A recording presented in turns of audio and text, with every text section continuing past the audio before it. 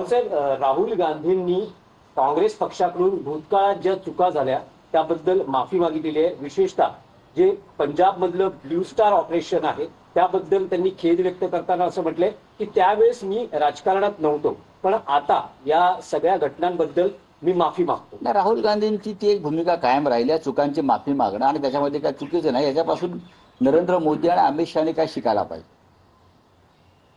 नरेंद्र मोदी आणि अमित शहा यांनी या तरुण नेत्यापासून काही शिकायला पाहिजे. ते हेच ही चुका कबूल केल्या पाहिजेत मोकळेपणानं. ती लोकशाही आहे आणि लोकभावनांचा आदर केला पाहिजे. आज संपादकीयमध्ये तुम्ही म्हणताय की संजय शिरसाटांचं तुम्ही वक्तव्य घेतलं, शकुनी अजित पवारांना शकुनी म्हणतात ते मी नाही म्हणालो शकुनी. संजय शिरसाट असं बोलले, त्यानंतर तुम्ही आता असं बोलत की ते देवेंद्र फडणवीसांना दुर्योधन म्हणू शकतात. बघणार जर ते अजित पवारांना शकुनी म्हणतात त्यांची कामं होत नाही म्हणून, या सरकारचे मुख्यमंत्री कोण आहेत? मिस्टर फडणवीस आहेत. उद्या हेच लोक फडणवीसांना दुर्योधन म्हणाला कमी करणार नाही.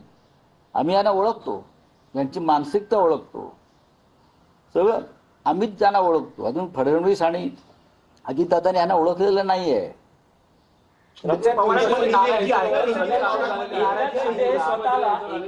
स्वतःला माजी मुख्यमंत्री म्हणून घ्यायला तयार नसतील तर त्यांनी स्वतःला सदैव भावी मुख्यमंत्री म्हणून घ्यायला हरकत नाही असंही तुम्ही सामनात म्हटलं. हो, कारण ते माजी मुख्यमंत्र्यांच्या गौरव सोहळ्याला गेले नाही.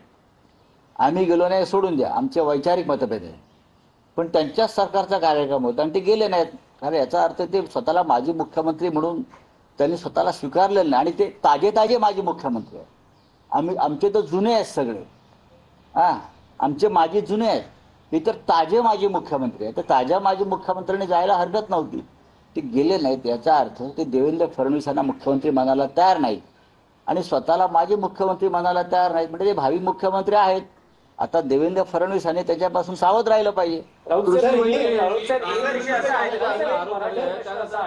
संजय शिरसाट यांनी असं म्हटलं की महाविकास आघाडीचं सरकार ज्यावेळेस होतं त्यावेळेसही अजित पवार हे अर्थमंत्री होते आणि निधी वाटपावरून जो अनुभव आम्हाला यायचा तोच आता आम्हाला महायुती सरकारमध्येही होतं. म्हणजे जशी म्हणजे निधी वाटपात जो तुझा भाव होता किंवा निधी त्यांना न मिळणं होतं, एक लक्षात घ्या, अजित पवार हे डेप्युटी सीएम आहेत, उपमुख्यमंत्री आहेत, अर्थमंत्री आहेत आणि मुख्यमंत्री देवेंद्र फडणवीस आहेत.